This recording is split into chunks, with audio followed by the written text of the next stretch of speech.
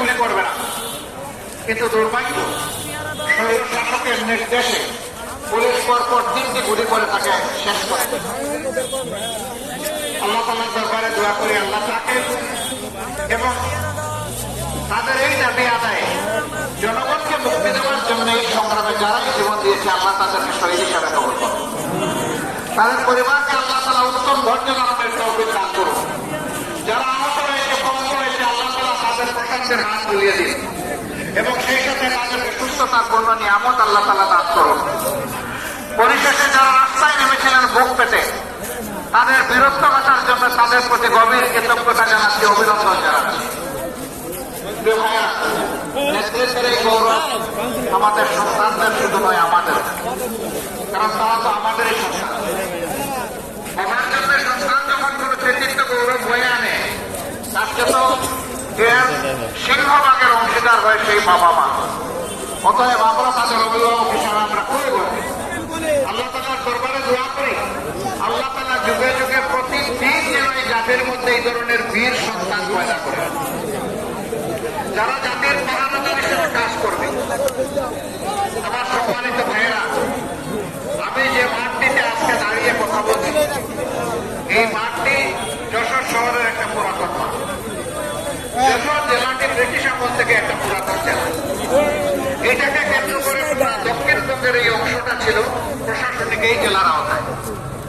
কিন্তু আমি এর আগেও এই যশোর জেলায় এসেছি।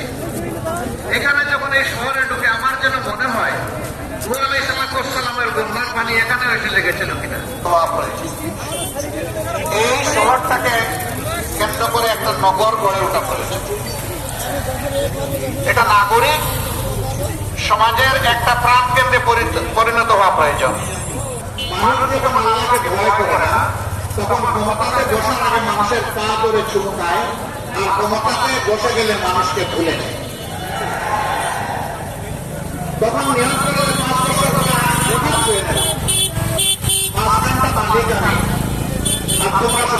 সারা দেশই তার দায়িত্বের আওতাভুক্ত। আল্লাহ তাআলা সারা দেশের প্রতি ইঞ্চি মাটির ব্যাপারে তার কাছে জবাব চাইবে, তুমি এই মাটির ব্যাপারে যত্নশীল ছিলে কিনা। প্রত্যেকটি মানুষ তো নয়, প্রত্যেকটি প্রাণীর ব্যাপারে তাকে জবাব দিতে হবে। মানুষের ব্যাপারে অবশ্যই দিতে হবে। যার অন্তরে আল্লাহর ভয় আছে, যে বিশ্বাস করে এই জীবনের ইনিংস আমার শেষ ইনিংস নয়, আমার আসল ইনিংস হবে আদালতে আখিরাতে। এই দিনকে আল্লাহ তাআলা ইয়াউমুল তাগাবুন বলেছেন। এটা হার জিতের দিন।